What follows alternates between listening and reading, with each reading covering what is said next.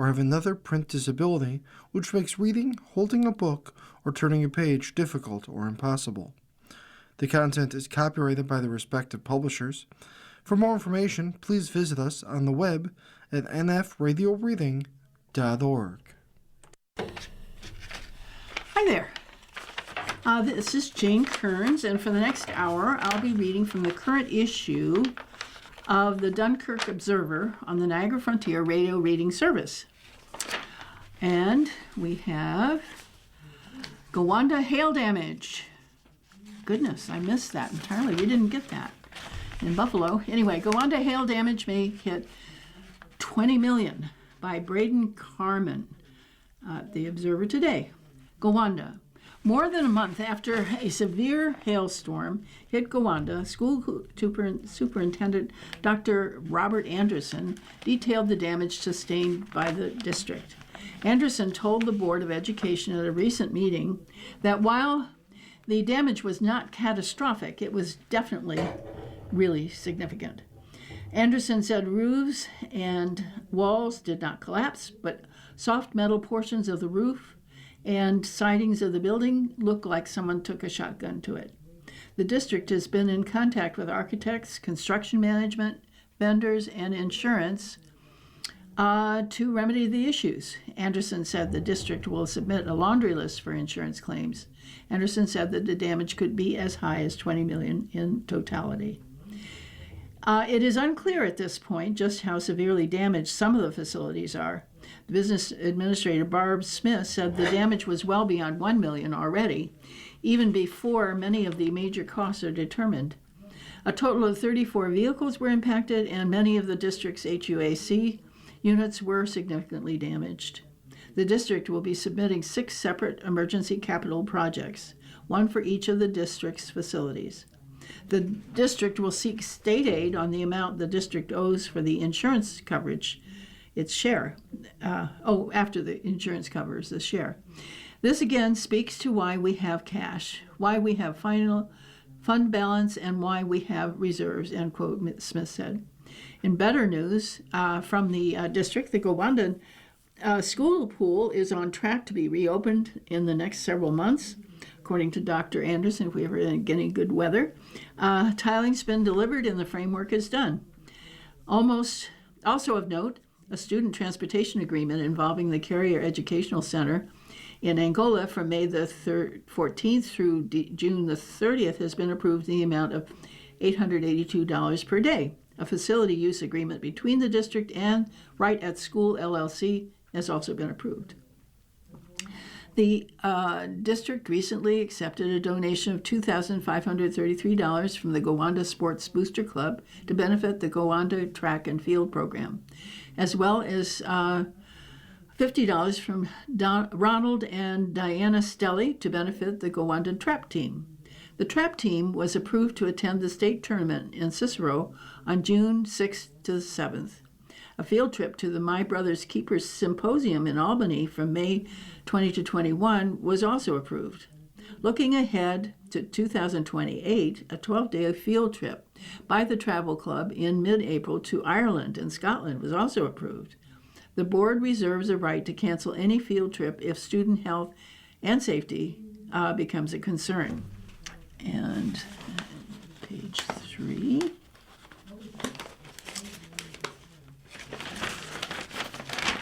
The district also established the Mark A. Ondas Scholarship Award for one male and one female student looking to pursue a career in criminal justice. The scholarships will be funded by an annual golf tournament. The board passed a resolution declaring a 2026-27 capital outlay project as a Type 2 action with no significant environmental impact. The project consists of flooring upgrades at Gowanda Elementary School at a cost not to exceed $100,000. The district's 2025 policy audit was board approved as well. It must be 26. Well, I don't know. I think that's a mistypo. But anyway, the board also passed a resolution approving the tentative 2026-27 BOCES administrative budget in the amount of $4,204,103. The board cast its votes for incumbent members Thomas D. Joe, David Lowry, Christine Schumnars, Jeff Chase, Kimberly Higgins to serve 3-year terms on the Erie 2 BOCES board. A resolution to approve the unanimous joint agreement with Erie's 2 BOCES pertaining to its capital project was also approved. The agreement requires approval by the Board of Education for each component school district. The meeting of the Gowanda Board of Education will be on Wednesday, May the 27th, which is coming up. Back to the front page, see what else is here. Mayville refuses to pay Lakeside Park change order by Gregory Bacon. Mayville village officials' distrust of the contractor doing the paving at Lakeside Park continues. During May, the Mayville Village Board meeting, officials refused to approve nearly $40,000 change order for work done in October. Rock of Western New York, Inc. in Westfield was awarded a paying contract for Lakeside Park, and Barton and Logidus doing the engineering and overseeing of the contractor. The entire project is expected to cost $900,000. It called for improving the landscaping plaza near the Chautauqua Bell and installing a waterfront pedestrian and bicycle trail. There were also plans to install a handicapped accessible kayak launch. However, that has been temporarily paused due to increased costs. Rock of NYC, Inc. started the paving last year and is required by contract to complete the work done by June the 30th. If they don't, the company would be fined $1,500 a day. Mayville officials complained last month about the quality of the work done so far, as well as the poor paperwork. End quote. In April, the village board had a special meeting with representatives from Barton and Logidus regarding Rock of Western New York. That representatives said Rock of Western New York has not been filling out the paperwork to a timely manner, but that the change orders that had previously been filled were appropriate. The representative vowed to regularly communicate with Rock of Western New York owner Bob Hedrick to make sure that the work gets done properly and on time. Mayville Treasurer Jennifer Olbert said she is CC'd on every email that Barton and Logidus sends to Hedrick, and added that they have been reaching out to him daily, if not multiple times a day. Mayor Rick Seiper said that this change order was actually requested so Rock of Western New York could pay JMI for materials used. JMI has apparently threatened legal action against the village if they weren't paid, but Seiper says the village can't pay them directly. They must pay Rock of Western New York, and then Rock of Western New York would pay them. And page 3. Seiper added that the JMI's letter about them not being paid has been sent to the bonding company on the advice of the village attorney. Seiper said there's also a possibility that JMI will request a public lien to be placed against Rock of Western New York. Should that happen, it would be ensured JMI gets paid when Rock of New York receives the payment. All of the trustees expressed concerns about the work done so far by Rock of Western New York. Seiper said right now the work is incomplete. Rock of Western New York has until the end of June to make everything correct. He added that Hedrick has returned to work on the park, and although he's been delayed because of the weather. Seiper is also having DPW, Department of Public Works, Superintendent Dan Engdahl, work with Rock of Western New York to address any concerns they have. Seiper admits that he is concerned if the work will get done properly or if they'll have to rebid the project. I've asked B&L if they've ever had to do this before. They've never crossed this road before. I've talked to insurance agents about how this works, and they said they've never had anything like this before either, end quote, he said. After the 20-minute discussion, no one on the village board was willing to sponsor the resolution to pay Rock $39,900 for the change order. Following the meeting, Seiper said at some point that bill will need to be paid. He said he may bring it back up next meeting. Okay, that's that. Okay. Now, Fitting Honor is the title of this. The William T. Coleman Award recipient is Edward Colodese. He wins the City Schools Coleman Award by M.J. Stafford. Edward K., I'm doing it because I cannot pronounce the name, is this year's Dunkirk School District William T. Coleman Award winner. The award goes to a deserving retiring teacher with at least 10 years of experience in the school district. It was started in 1973 using a trust fund established in Coleman's will. Mr. K is getting $15,000 for an award. Merci beaucoup, said the foreign language teacher as he rose to accept the award at Dunkirk Board of Education meeting. Mr. K has put in 35 years at the Dunkirk City School District. He was an advisor for the National Honor Society and the French Club and was a chairman of the district's foreign language department. Merci beaucoup is the French for thank you very much, and Mr. K offered plenty of gratitude for his award. Teaching becomes a family, he said, thanking educators, especially fellow foreign language teachers, for their support and advice. And always thank you for the Dunkirk community for its support and many adventures that we've had, Mr. K added. Then he thanked the school district and the Board of Education again for the award, and this time in 4 different languages. The Board of Education President, Kenneth Kozlowski, wore a big smile throughout the presentation. He was one of Mr. K's students back in 1972 when he spoke fondly of his time in class. That's neat. Okay, so that's nice. Marsh leaves, this is the next article. This is all on the front page. Excuse me. Marsh leaves Fredonia for Westfield Post by Braden Carman.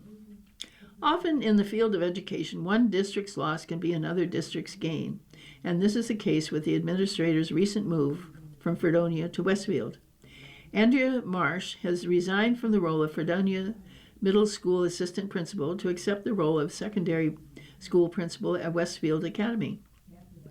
Marsh will depart from Fredonia on June the 12th. She takes over in Westfield on June the 15th. After 4 years, Marsh becomes eligible for tenure at Westfield. Superintendent Dr. Brad Zilinox said that Marsh has been fantastic in her time in Fredonia. She was hired 2 years ago in June of 2024. Ziliox said he was happy for Westfield in fulfilling the role with Marsh, but noted that it will be a significant loss to Fredonia. Ziliox commended Marsh for her really strong background around literacy, end quote, as well as her abilities as a coach. She also credited her ability to work together with middle school principal Jamie Ponhamus at Fredonia. She will absolutely be missed, Ziliox said, end quote. We will make sure and send her out in style as we do typically in Fredonia, end quote. While Marsh is leaving Fredonia, few new faces will soon join the district. Fredonia's latest appointment is Emma Brown, who will be beginning her teaching career at Fredonia High School this fall. Brown fills a vacancy in the mathematics department at the high school level, following 2 retirement/designations this year. And again on page 3. High school principal Ron Tonelli said the interview committee was very impressed by Brown's answers during the interview. Quote, she knocked every question out of the park. She hit all of the areas that we really wanted to hear, end quote, Tonelli said. We are super excited to hear that she has accepted this position here with us at Fredonia, end quote. Brown currently has pending certification in math, grades 7 to 12, with an extension for grades 5 to 6. Brown also has certification in computer science, K to 12. She is a graduate of Orchard Park High School and the University of Buffalo with a bachelor and master's degrees in mathematics and math education. Brown's student taught at Orchard Park and has also served as a math tutor, an after-school program supervisor, a youth recreation director, and a camp counselor. Her time at Fredonia will begin on August the 31st with a 4-year probationary period before becoming eligible for tenure. 4 per diem subsidies were also recently appointed including Ellen Love and Sarah Sunick as cleaners, Sophia Noaker as a teacher aide, and Isabel Horowitz as a lifeguard. Aurelia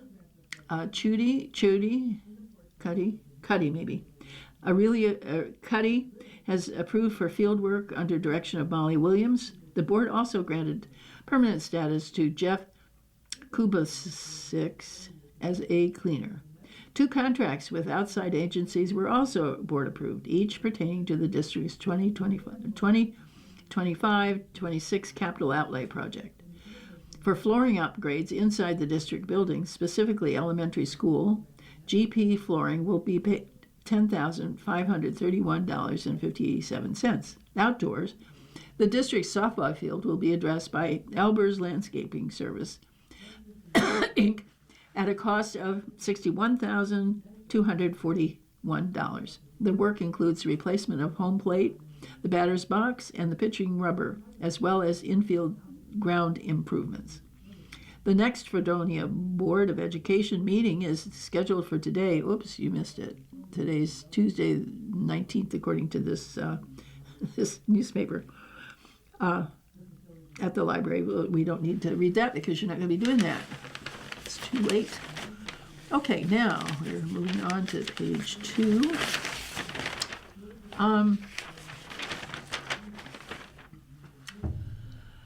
In your good health, man underestimates chewing tobacco's influence on his health. Dear Dr. This is by Keith Roach, MD. Dear Dr. Roach, my husband has neuropathy in his feet. He's otherwise healthy, exercises daily, maintains his weight, and eats healthily. My concern is that he uses chewing tobacco. He insists that it doesn't have a negative influence on his condition, but I disagree. What is your medical opinion? He's fully aware of other health complications that chewing tobacco can cause, but he doesn't make an effort to quit, and I'm frustrated and worried about his future. He is 63. Signed by ACW. And here's his answer. There are many causes of neuropathy. Diabetes is a major one, but I get many letters from readers and also have several patients with unexplained neuropathy, which often causes pain or numbness in their feet or hands. Without a precise diagnosis, doctors often try medications to reduce nerve pain, such as gabapentin or antidepressants like amitriptyline or duloxetine, which works at the level of the nerve cell. You're right, the chewing tobacco can make many kinds of neuropathy worse. It seems that nicotine can damage the nerves themselves. Smoking increases the risk of neuropathy in people with diabetes by about 40%. A different study in people without diabetes found an 18% increase for neuropathy in smokers compared to non-smokers. Chewing tobacco provides about the same level of nicotine as smoking. So does taking snuff. Some people don't know that snuff is a powdered tobacco. And that was in a parenthetical comment. In addition to the neuropathy that is the issue here, chewing tobacco dramatically increases the risk of head and neck cancer, particularly oral cancer. If your husband saw the effects of oral cancer and its treatment, he might be more motivated to quit. I have seen it, and it is true. But a person's own motivation isn't enough sometimes. Many people who habitually use nicotine need external help. Nicotine replacement and medications like nicotine receptor blockers, varenicline, or antidepressant, bupropion, along with behavioral counseling, can dramatically improve a person's ability to quit tobacco in any form. Dear Dr. Roach, I'm 52 and have had Crohn's disease since I was 22. I've been in remission for 10 years with only mild flare-ups here and there that I've been able to nip in the bud as they occur, through diet and lifestyle changes. I'm on 50 milligrams of captoprene. I have IBS and heartburn. I'm a good 50 pounds overweight and perimenopausal. I'm interested in trying a GLP-1 agent such as Wegovy to help me lose weight. I'm afraid that it could trigger a full Crohn's flare-up. I've read that injecting it in the thigh and titrating more slowly can minimize digestive issues. Answer. It's true that GLP-1 agonists like semaglutide, Wegovy, Ozempic, and Rybelsus can cause gastrointestinal side effects. Part of how they work is slowing down the absorption by delaying the stomach from emptying. It causes people to feel more full, but it can also cause symptoms of bloating, nausea, and even vomiting. This can be minimalized by starting at a very low dose and gradually increasing the dosage as the person can tolerate it, usually by waiting at least a month before increasing the dose. This effect on the stomach movement isn't related to the inflammatory process in Crohn's disease.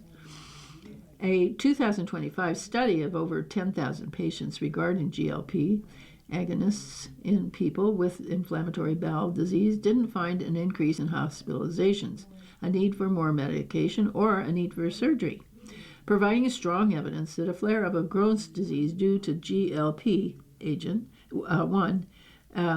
is unlikely. Side effects such as nausea come from the medicine, not from the injection site. So injecting the medicine in the thigh isn't necessary or helpful. You can definitely talk with your gastroenterologist or a regular doctor about your individual risk and benefits for GLP-1 agonists. But they seem to be safe for people with Crohn's disease. Dr. Roach regrets he is unable to answer individual letters, but will incorporate them in columns whenever possible. Readers may email questions to yourgoodhealth at med.core-nel.edu. Excuse me. Okay, so we have over here on page 3, Laurel Memorial Run Walk logo contest is underway. Excuse me. Area artists can put their talents to use by participating in a contest to design the logo for this year's Laurel Memorial Run and Walk. The person who designs the winning entry will receive a $50 gift card to a business of their choosing. Sorry about that. Laurel Run was started in 1997 by Wayne and Elaine Hotelling of Silver Creek. The annual event is named in honor of their oldest daughter, Laurel, who died, in 2017, had Down syndrome, and the Laurel Memorial Run/Walk seeks to raise awareness and appreciation about the achievements of people with Down syndrome and other types of disabilities. The Laurel Memorial Run and Walk raises money for Filling the Gap, Inc., which works with the Resource Center, to support people with disabilities and their families in Chautauqua County. The logo contest is open to anyone. Entries should not be too intricate since the design needs to be reproduced well on a t-shirt. Artists also are encouraged to submit original designs rather than using artwork they've found online through other sources. Designs must be received by Monday, June the 1st. It's coming up. The public will have the opportunity to vote online to help determine the winning design. The design should be submitted to Laurel Run Logo Contests, care of Filling the Gap, 92 Fairmont Avenue, Jamestown, New York, 14701. Designs may be submitted electronically via Kayla, KAYLA.DEPANE at fillingthegap.net. All entries become the property of Filling the Gap. The 30th annual Laurel Memorial Run/Walk is set for July the 17th and 18th. The traditional Jamestown to Dunkirk relay will take place Friday the 17th. Following morning in Silver Creek, there will be an 8-kilometer running race, a 5K run/walk, a 1K fun walk, a children's game runs, and, quote, Laurel's Memorial Lab, end quote, a free event that is open to anyone who has a disability. For more information about the logo contest and or the Laurel Memorial Run Walk, phone 716-483-2344 and extension 90135. Now we'll go to the this is the opinion page on page 4. Democrats are having an election. This is the first of the articles by Roland Kidder. He is a Stowe resident. There hasn't been much publicity about it, but the Democrats are having a primary election on Tuesday, June the 23rd. The Democrats are noted for being somewhat scrappy, independent-minded, and so this should not be a surprise. As a matter of fact, having an election is a good thing. There are 2 individuals who are now vying for Democratic nominations to run against our current congressman in the fall elections, Aaron Geis and Kevin Stocker. Since Guy is from the southern tier, Olean, he might be deemed the favorite, as the 23rd Congressional District is primarily a southern tier district. Yet Stocker from Erie County has a family history connected to Ellicottville in Cattaraugus County, so he can also claim southern tier roots. The winner of the primary will be running against our current Congressman, Nick Langworthy, from Niagara County. Yet Langworthy also has southern tier roots, as he was born in Jamestown, grew up in South Dayton, and his father was for many years been a well-known and successful businessman as owner and proprietor of the Bullfrog Hotel located in Jamestown. In short, all of those who have announced that they are running for Congress can claim a connection to the southern tier, so I doubt that residency will be much of an issue on the coming campaign. Instead, I expect that the major issue for this year's election for Congress will be that the same as it is across the country, the track record of our current President Donald Trump. Congressman Langworthy has been a big supporter of the president on almost every issue, and the Democrats will be deciding which candidate has the best chance to upset Langworthy in the general election. The chances of that happening, of course, are slim. The southern tier has always been Republican country, and the lines of the current 23rd district are drawn to continue that tradition. Still, the Democratic Party, being what it is, has experienced enough enthusiasm to bring forth 2 candidates seeking election to replace Langworthy. There will be at least one debate between Geis and Stocker, which will take place under the sponsorship of League of Women Voters. Saturday, May the 23rd. Today is the 21st, I think, Saturday. So this coming Saturday at 7 p.m. at the Grange Hall in Fredonia. Democrats, Republicans, Independents, voters of any ilk are welcome to come to attend this event. There are many other opportunities to meet these candidates, but it's important that the general public be made aware that there is a Democratic primary and happening on June the 23rd. The current Democratic State Comptroller is also being challenged in the primary, so that the contest to run for statewide office will also be decided in the June primary election. Sometimes I think we take our elections in this country for granted. People forget that candidates must declare their candidacy and then get petitions signed, file and approve, and after that conduct themselves through the rigors of a campaign. This is not easy, and we should be appreciative when individuals decide to place their name before the public on a ballot so that people can decide who will represent them. So go out and vote. Let's see. The next one is, this is the Observer's view. It's strong support seen for control board. Over the last week, more than 600 ObserveToday.com website viewers gave us their opinion regarding, quote, do you favor a control board for the city of Dunkirk, end quote. Along the lines there have been written on social media and in several discussions, the poll found an overwhelming 89.66% in favor, while 10.34% against. Current council members at the moment have not once talked about whether they approve of this direction or not. What's more concerning is they barely have answers when looking at a 2027 on how to make ends meet. As readers may have noticed, within the last 6 months, Dunkirk is not alone in its fiscal turmoil. Buffalo is facing a massive deficit, as is New York City, which is led by controversial Mayor Zohran Mamdani. City Mayor Kate Witz has been consistent in her thoughts on the control board.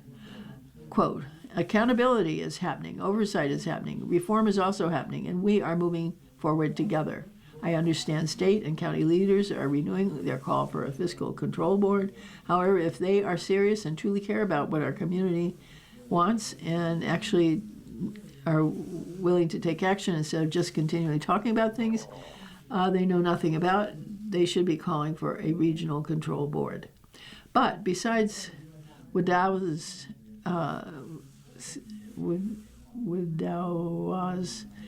there seems to be little appetite for that direction. At the moment, the one thing is for certain.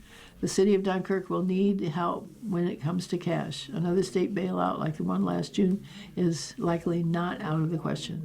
This week's polls questions are you concerned about the data centers in Chautauqua County? To answer that, visit the homepage for our website. Okay. When businessmen enter the Beltway, it's business as usual, by Veronique de Rougy. Something strange is happening in D.C. A generation of investors and entrepreneurs who built careers championing private capital and intuitively understood the power of market discipline and limited government have joined the Trump administration, taking charge of hundreds of billions of dollars of other people's money. They assure us that they're deploying it strategically with accountability and a businessman's rigor. From Commerce Secretary Howard Lutnick, who is apparently convinced he can rearrange the American economy through tariffs and industrial policy as if it were a trading desk, to former Commerce official Michael Grimes, who led the IPOs of Meta, Uber, and Airbnb, and reportedly spearheaded a federal venture arm last year, to President Donald Trump and his proposed U.S. sovereign wealth fund. The rejection of the market is real. And as with all such schemes, these too will damage the economy. Their presumption is that the government can expertly run the economy if only staffed with expert business people. In a recent episode of his podcast, tech investor and venture capitalist Joe Lonsdale talked with former private equity investor Ben Black, the new CEO of the U.S. International Developer Finance Corporation, about the $205 billion budget he oversees to invest U.S. Strategic interests, build new markets, and deliver real returns for taxpayers, end quote. While I appreciate the optimism, it reflects a fundamental misunderstanding of what makes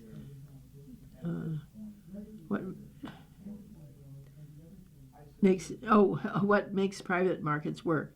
The government's not some company unluckily plagued by incompetent executives. It's a different institution entirely from those beholden to the market.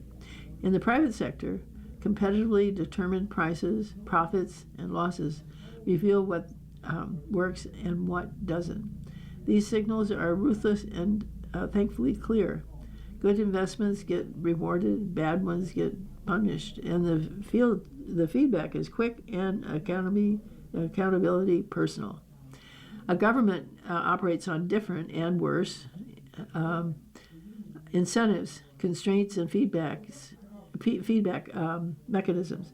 Injecting it with a private sector knowledge and an ambition does little to change the dysfunctional features of a political decision-making.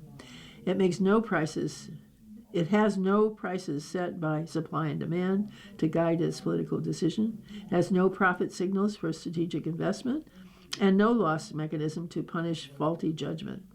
When a government agency backs a wrong project, nobody can be expected to lose a job or salary. When a sovereign wealth makes a bad decision, the bill is covered by taxpayers who have no say in the matter. Ludnick, Black, and other entrepreneurs are now staffing departments like Commerce and the DFC. Bill Career in a environment where they could lose their shirts if they made the bad decisions. They're now operating in a system that insulates them from consequences. Whether they realize it or not, the market incentives that made them effective have been switched off. What makes this situation particularly frustrating is that these are not the people ignorant of the government limitations. The administration team of former tech investors and entrepreneurs came to Washington precisely because they understood how the government destroys value, misallocates resources, and discourages private innovation. They cheered deregulation. They backed Department of Government efficiency because they believed correctly that Washington is riddled with programs that serve bureaucracies that at the public's expense. They got all that right and then decided that the solution was not to shrink the government's role in the private sector, but instead to treat the government as some investment firm. If a massive federal government cannot efficiently regulate industries, it cannot efficiently invest in them. If its many bureaucrats cannot successfully pick economic winners, neither can presidential appointees. Markets, not people, do not do that. Somewhere between Wall Street and Washington, this just got lost. The Doge experience should have been a clue. Elon Musk, our generation's most incredible innovator, arrived with genuine urgency and a mandate to cut $2 trillion in waste. He failed because this government isn't like one of his private companies. He alone couldn't decide who and what stays and goes. Unlike the head of a company who invests his money in his decision and has decision rights, Musk faced a motivated government apparatus already to resist with armies of lawyers, lobbyists, contractors, and congressional allies whose livelihoods depend on the status quo. This dynamic gets considerably worse when you shift the operation from cutting waste to handling out hundreds of billions of dollars in investments, quote unquote. As everyone lobbies for a place or a piece of this decision makers are not held accountable by market signals. Those doling out the money are driven by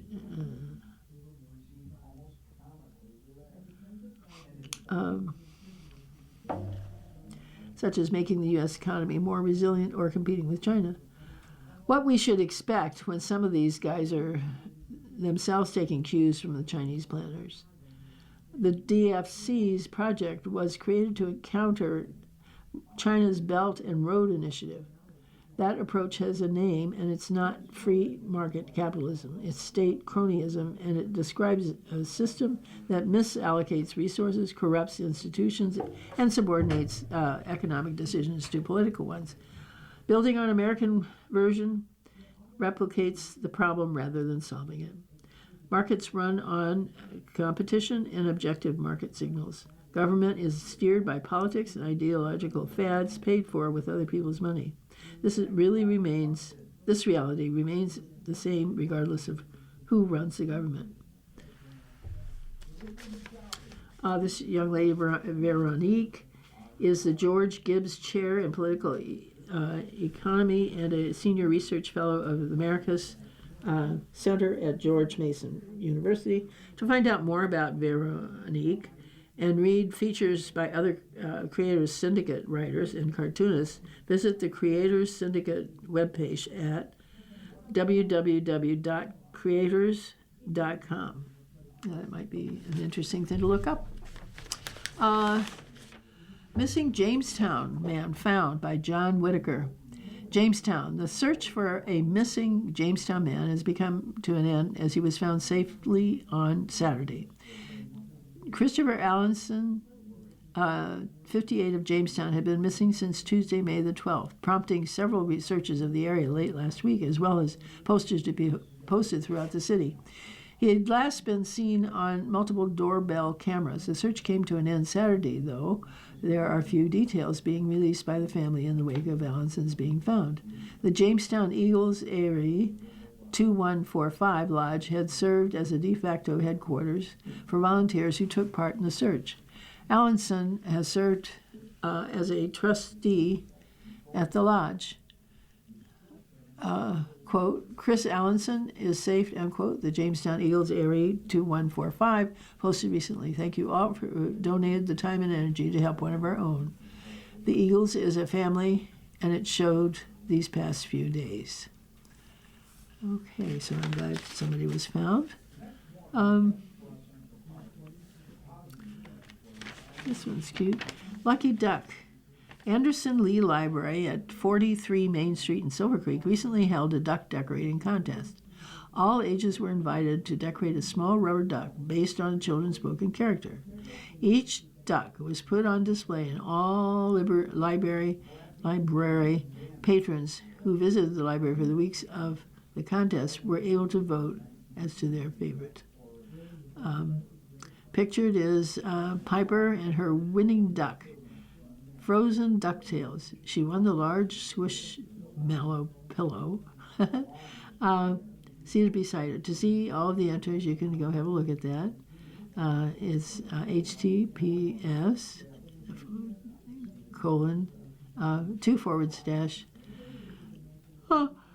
tinyurl.com//decorate a duck 2026. For more information about programs and activities at the Anderson Lee Library, stop at 43 Main Street in Silver Creek. Call 716-934-3468, or visit www.andersonleelibrary.org, or visit our Facebook page at https www.facebook.com/Anderson Lee Library.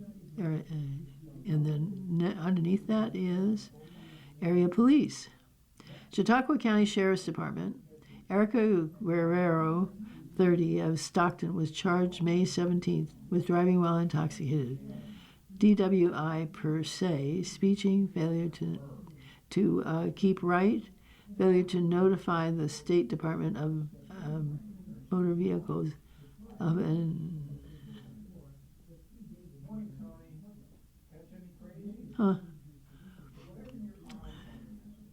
According to the officials, at about 4:59 a.m., deputies responded to a motor vehicle accident that occurred in the town of Stockton. Through the investigation, it was noted that Guerrero was operating the vehicle while intoxicated at the time of the accident. Guerrero was placed into custody and taken to the Chautauqua County Jail for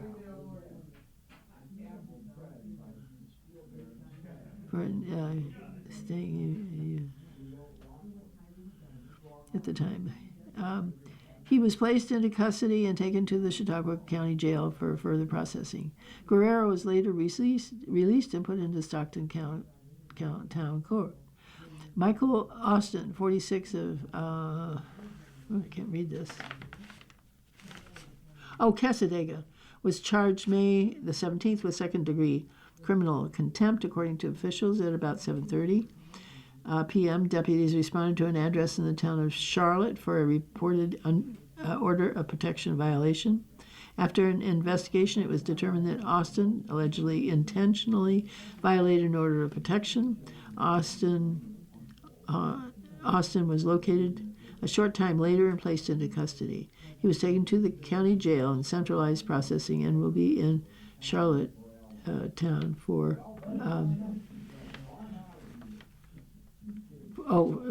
court later.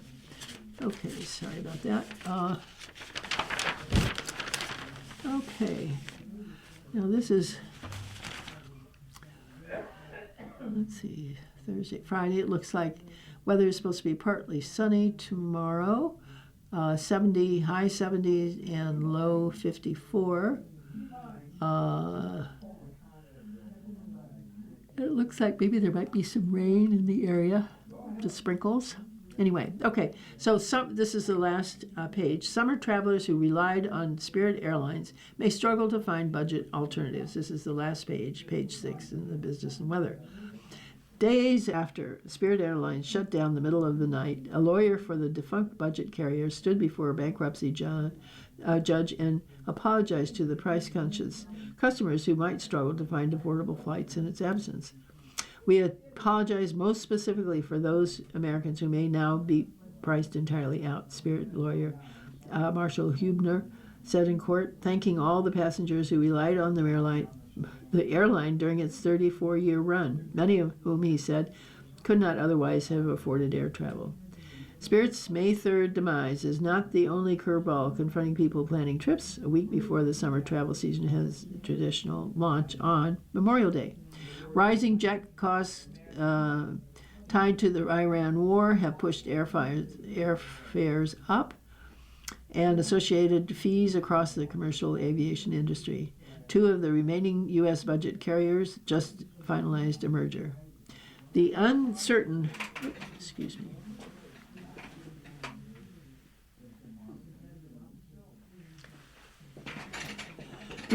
outlook for economical airfare reflects how difficult it's become for low-cost, no-frills airlines to operate while squeezed by volatile fuel prices, inflation, and increasingly fierce competition. While budget airlines appeal to customers motivated by fare prices alone, traditional carriers can more easily generate revenue to offset fuel costs through premium cabins, membership rewards, corporate travel programs, add-on charges, and pricing algorithms. Dynamic pricing has taken away one of the last instrumental advantages that low-cost carriers had, said Shai Gilad, a former airline captain who now teaches at Georgetown University. For decades, low-cost carriers thriving by offering fares that traditional airlines often couldn't match without losing money. But that edge has weakened as the big three, American, Delta, and United, got better at tailoring prices to different travelers, and as JetBlue, Southwest, and other airlines that have long positioned themselves as less expensive alternatives began chasing higher-paying customers. Today, big airlines can sell a handful of bare-bones seats at Spirit-level prices while still charging more for the standard and premium tickets elsewhere on their planes. That has made it harder for budget airlines to compete solely on price. They can't just be cheapest airline anymore. They have to be the smartest low-cost airline. Like gasoline and diesel prices, the price of jet fuel has jumped since the Iran war put on a chokehold on the Middle East oil shipments 11 weeks ago. The strain prompted the Association of Value Airlines, a U.S. trade group representing Allegiant Air, Avelo Air, Frontier Airlines, Spirit Airlines, and Sun Country Airlines, to ask Trump administration in the late April for $2.5 billion in temporary financial aid. Airlines for America, the trade group for Alaska Airlines, American, Delta, JetBlue, Southwest, opposed the idea, saying that the federal help would give the budget airlines an unfair advantage. Good grief. Government intervention on behalf of those airlines would punish other airlines that have engaged in self-help in order to deal with increased costs and reward airlines who haven't made those tough decisions. Airlines for America said in a statement, quote, and in the long term, sustaining businesses that cannot earn the cost of capital harms competition and consumers by making it more difficult for other airlines to compete, end quote. Transportation Secretary Sean Duffy rejected the request the day Spirit stopped flying.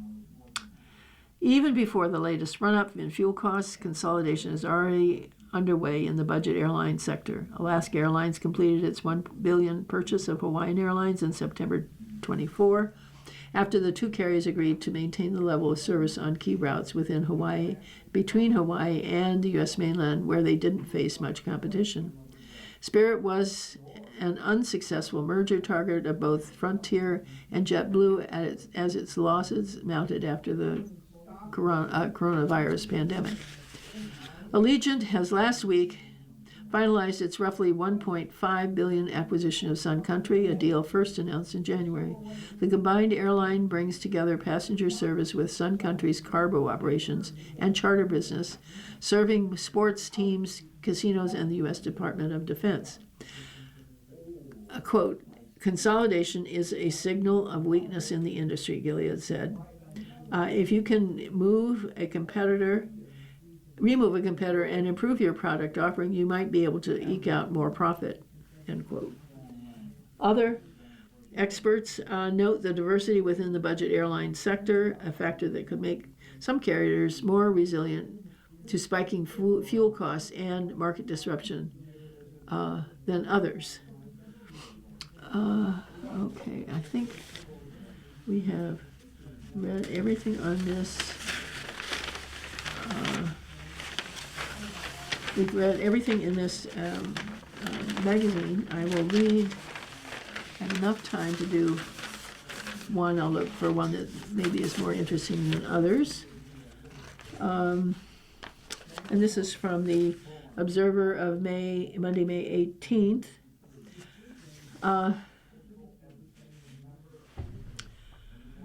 Comment critics. Oh wait, no, that's not what I want. Ellington and Charlotte eyeing court merger by Gregory Bacon. Two neighboring towns, Chautauqua County, are considering merging their courts. A public hearing has been scheduled for Wednesday. Oh, you've missed it. I'm sorry. So that's out. Okay, never mind. Silver Creek defends tax hike and its project by Braden Carman. Silver Creek, with the budget vote coming up Tuesday and capital improvements is full swing at Silver Creek Central School, the district hopes to change the perception that work going on now is a reason for a tax increase in the upcoming budget. The tax levy increase is completely separate from the capital project that we have been going on, said Dr. Katie Ralston, the superintendent. I understand that when two things are happening simultaneously, it's hard to separate what might be happening as a result of something else. Improvements under the way in the district pertain to $36.1 million capital project voters approved for in December of 2024. That project includes upgrades to the auditorium, the pool, many classrooms, as well as multi-sport superfield and a new playground. The project was fully funded through capital reserves and state aid reimbursement, resulting in no tax increase to the residents. The capital project itself carries no tax increase, but the upcoming budget does. The district proposed a 2.97% tax levy increase in its 26-27 budget, amounting to just over $40,000 under tax cap of 3.6%.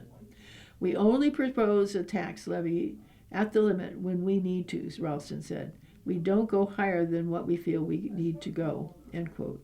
The proposed budget increase from the current year is slightly over $1.2 million, amounting to a 3.87% budget increase. In total, the proposed 2026-27 school budget amount is $33,421,717. More than $24.4 million of the $33.4 million budget is applied to programs, including instructional salaries and benefits. That portion of the budget is up 3.53 from the previous budget. Administration costs in the 26-27 budget total $3,461,421,000, amounting to an increase of 4.5 from the 25-26 buildings and grounds maintenance costs amount to $5,531,866 at a 5% increase. While all three major categories show increases north of 3.5%, the district chose to ask for an increase less than 3% from its residents, rather than going out at a figure up to this tax cap of 33.6%. The district's ask is also below the state 3.2 inflation rate. Other notable expense hikes in 2026-27 budget include a special education tuition increase of more than 34%, along with increases varying from 14 to 17% in facilities insurance, health insurance, electric, and BOCES costs. There were significant challenges in the inflationary costs specific to benefits, electric, gas, and health insurance, Ralston said. Regarding the capital project improvements, Ralston said it would be irresponsible for the district not to make improvements to its facilities with the money it has available through the state. The district received 93% reimbursement from the state or on capital project work. Martha Howard, a Board of Education member and former board president, defended the district's decision to propose such a major capital project, followed by a tax increase this year. Howard highlighted that the major capital projects, such as the one approved in December 24, often include necessary building repairs and maintenance needs. Doing so yields significant reimbursement from the state rather than funding the work in other ways that would have been more directly impacting the taxpayer. Howard specifically referenced roofing improvements and plumbing. She said if the district voters and taxpayers had to fund that through local share, it would be impossible. That's another reason why capital projects are so important. The board also passed a resolution to approve a unanimous joint agreement with Erie's BOCES 2 pertaining to its own capital project. The agreement requires approval by the Board of Education for each component school district. And it says, grads reach the goal. SUNY class of 2026 encouraged to serve, grow, and make a difference. Go forth and improve the human condition wherever life may take you. That charge from President Stephen Colson was set the tone as the State University of New York at Fredonia celebrated its class of 2026 during 2 commencement ceremonies Saturday in Steele Hall. More than 600 students participated in the ceremonies to receive bachelor and master's degrees and advanced certificates. Interim Provost Vice President for Academic Affairs Judith Horowitz presided over both ceremonies with greetings offered by Fredonia Council Chair Frank Pagano. Colson commended the graduates for their perseverance and determination and encouraged them to, page 3,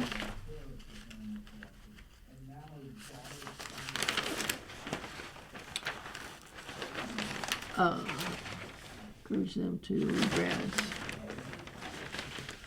to carry Fredonia's value with them to the next chapter of their lives. You're now and forever part of the rich tapestry that's Fredonia's story, she said. They had a morning speaker, was alum Jim Rainey from 88, built on that message by encouraging graduates to recognize the power they have to contribute to the greater good. Rainey's the director of communications and senior advisor to New York State Senator Patrick Gallivan. The only promise I can make to you today is that you will be presented with wonderful and unimaginable opportunities and difficult and formidable challenges, he told graduates. You won't know what, where, when, or why, but they will come, and when they do, the only thing you can control is how you respond. Drawing from his own career in broadcasting, teaching, and public service, Rainey encouraged the class of 26 to use unplanned moments to learn, serve, and help others. Just know that you have to have the power to make a difference in your career and your community and in lives of others, Rainey said. Congratulations, and go make Fredonia proud.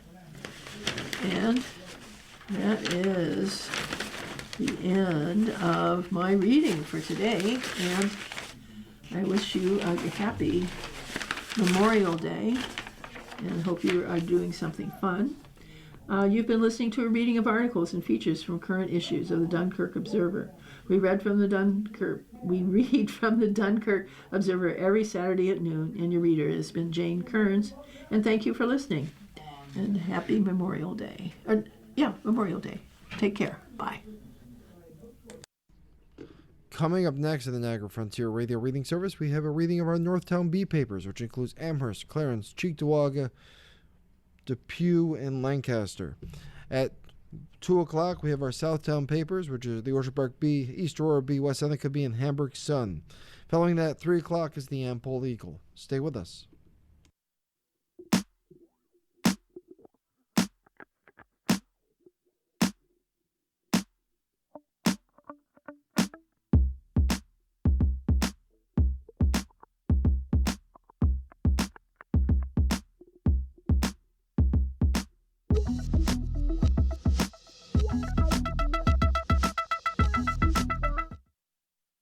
The following program is intended for listeners who are blind, have low vision, or have another print disability, which makes reading, holding a book,